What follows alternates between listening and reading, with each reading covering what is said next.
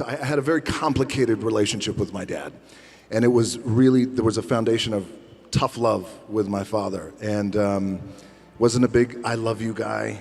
He would beat my ass when I was 5 years old. There's a testosterone thing that just happens between sons and their fathers. And he wanted sympathy, and I said, if you want sympathy, go home to your mother and get it. He said, you are throwing it all away. It is the worst mistake you will ever make. And I wish I had someone who could just pull me aside and, hey, it's gonna be okay. It's gonna be okay. But I wish I knew that. My dad got into professional wrestling in the 60s and the 70s. 150 pound, Rocky Johnson. Where it was an all-white wrestling business, an all-white audience. And at that time in the late 60s, where racial tension and divide was still very strong and the wounds were still there. But he was able to change behavior, the audience's behavior. So this all-white audience who would never cheer a black man cheered him in these arenas. He would get up at usually 5:30 in the morning, and he would say, if I get up, you're gonna get up too. Yes. And I wouldn't work out, but he would just make sure that I was there and be with him, and that was our time that we could spend together. My dad always said too that regardless of what you do in life and where you go, respect is gonna be given when it's earned, and you have to go out and earn it every single day. The thing that has worked for me is to remember the hard times. I was evicted when I was 14. We were kicked off the island. We couldn't live in Hawaii. Had no place to live. My mom and I came home, and I'll never forget, the rent was $180 a week. And there was an eviction a week. And there was an eviction notice on the door. And this was the final eviction notice. My mom started crying, and I never forgot in that moment. It was a seminal moment for me because I felt like I never want to be in this position again. What can I do? So at 14 years old, I thought, well, the heroes in my life, Muhammad Ali, for example, professional wrestlers, they're all men who have worked hard with their hands and they built their body. Yes, that's what I'm gonna do. I'm gonna do what my dad taught me and these other heroes. I'm gonna go build my body so we're never evicted again. And at that time, we were at an all-time low, I think, with our family, and I am already a pretty big boy, 6'4", 200, maybe 20, 25 pounds. I had a very bad mustache. I had a chip on my shoulder. Fresh into this high school in Bethlehem, Pennsylvania, Freedom High School. A teacher comes in, his name is Jody Swick, tough guy. He shook my hand. I'll never forget that shake. He said, I want you to do something for me. Yes? Why don't you come out and play football for me? I said, okay. And I went out and I played football for Jody Swick, and he was our head football coach, and he became a father figure to me and a mentor. I fell in love with the game of football, and I started getting recruited from every college across the country. My thought process started to change. That's when I started thinking about goals and what I wanted to accomplish. My goal was to play in the NFL. Again, because we didn't have a lot of money, so I wanted to be the first one to buy my parents a house, and the dream didn't come true. I didn't get drafted. I didn't get any offers, nothing. I had to work up in Canada at the Canadian Football League. When I was cut from there, my dad had to come pick me up.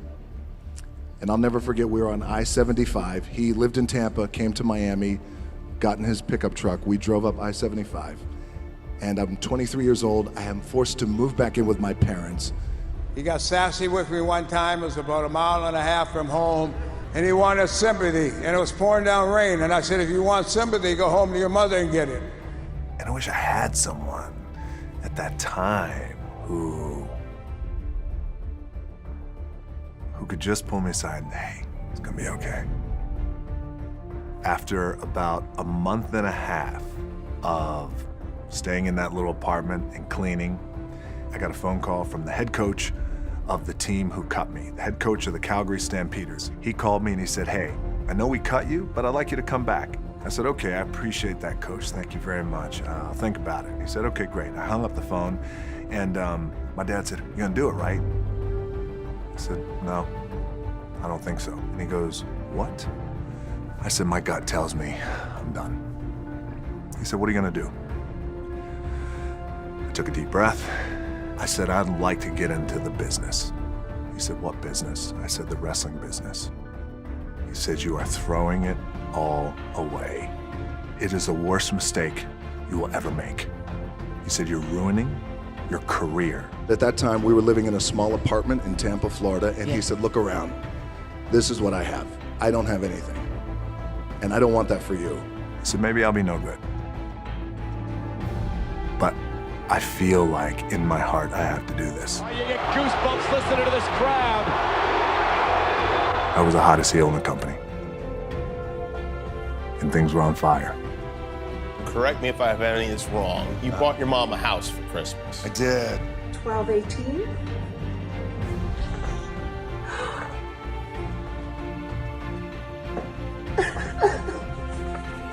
A brand new home. Happy Quantum. Just so cool to buy her a house And you bought your dad a house too. I did. I bought my old man a house too. So that's the greatest thing ever, right? To buy your parents a house. Yes. Right.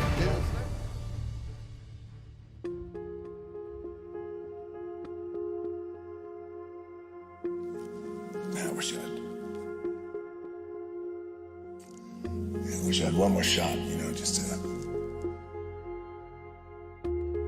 say goodbye, say I love you, say thank you. Rocky the Soul Man Johnson passed away. He passed away on January 15th, and we just buried him a few days ago. And I didn't get a chance to say the things that I wanted to say, or I wish he would have said the things to me, the important, critical things that anchor us that I didn't get from him. But then the birth of a child and what that does, and the lens perspective that just shifts, it's the greatest thing that I have ever experienced in my life.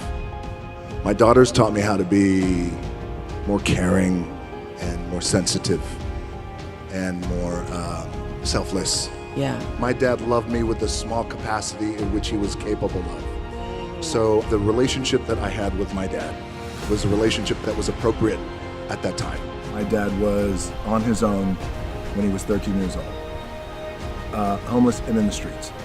It just gives me a real perspective now that I'm older and a dad myself on the tough love that I got. So because for years, and I know a lot of my friends, a lot of guys out there's a testosterone thing that just happens between sons and their fathers. Very important to heal, to make sure that we come back to gratitude for what I was able to have with him. What the soul man, my dad, was able to accomplish during his career was no small feat. I remember night after night watching him perform all over the country, being awed by his quickness, by his agility. He was an amazing performer. And for Duэйn, for everything you've done for me. You made me proud by continue our family wrestling legacy. But I will say this from the bottom of my heart, and I love him very much. He's my son, and he always will be, and I'm very proud of him. The thing that has worked for me is to remember the hard times. And I just remind myself, I was evicted when I was 14. We were kicked off the island. We couldn't live in Hawaii. Had no place to live. I would remember that. And it allows me then to be present in the moment and understand, holy shit, the stuff I have around me right now, this is the shit that I dreamed of when I was a kid. I am here. I try and find a way to be grateful for every single thing I have, every single day. Wins, losses, loved ones, you name it. My life wasn't always this way. It was much different many moons ago. So these days I'm grateful to the bone for everything. The other thing is hunger. You always hear people say, well, it's about being number one, about being at the top. Or how about this? You're always going to find somebody out there who's going to work harder. Well, I don't know that. That might be bullshit, but I know no one is going to be hungrier than I am. It's one thing to be hungry. It's another thing when you're starving for greatness and starving for success. And I love that because it immediately clicked. It's in my DNA. I know what it's like to operate every single day, regardless of the success that I've been a lucky son of a bitch to achieve. I operate every day as if I'm starving. If you're going through some hard times, you got to hold on to that fundamental quality of faith and hard work. Because on the other side of those hard times is something better, is a better life.